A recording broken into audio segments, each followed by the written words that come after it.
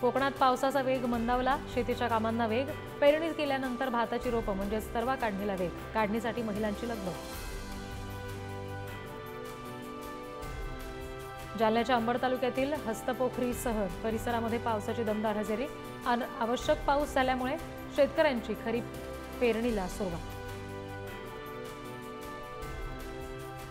धुळे जिल्ह्यातील कापूस पेरणी अंतिम टप्प्यात, पारंपरिक अहिराणी गीतं म्हणत महिला कापूस पेरणी करत असल्याचं चित्र।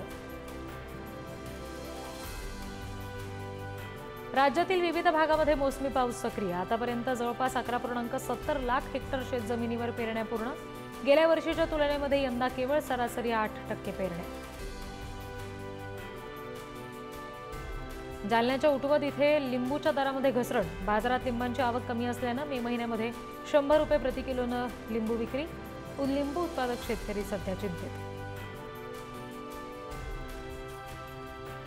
देशातील बाजारात नव्या मालाची आवक आणि सरकारनं लादलेले स्टॉक लिमिट यामुळे गव्हाचे भाव स्थिर, सध्या गव्हाला 2200 ते 2500 रुपयाचा दर।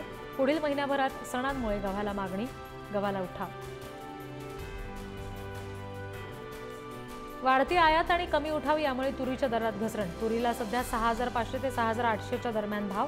बाजारातील तुरीची आवक या पुढच्या काळात कमी राहणार असा अंदाज। केळीच्या दरामध्ये मागच्या आठवड्यापासून दर स्थिर, पावसामुळे केळीला उठाव कमी असल्यानं दरात घसरण, सध्या केळीला सरासरी 1500 ते 1800 रुपयांचा भाव मिळतो। सध्या बाजारातील जांभळांची आवक कमी, पाऊस आणि बदलत्या वातावरणाचा जांभूळ पिकावर परिणाम, गुणवत्तापूर्ण जांभळाला चांगली मागणी, गुणवत्तेप्रमाणे जांभळाला 6000 ते 12000 प्रति क्विंटल दर।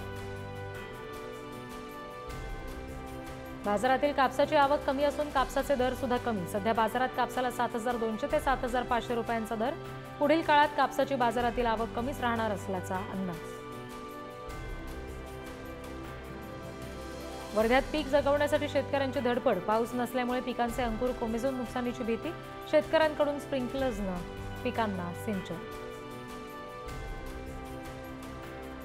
नांदेडमध्ये पावसानं दडी मारल्यानं पेरण्या केलेले शेतकरी अडचणीत, पेरण्या केलेले बियाणं उगवतच नसल्यानं दुबार पेरणीचं संकट, पावसाअभावी अजूनही 50% क्षेत्रातल्या पेरण्या रखडल्या।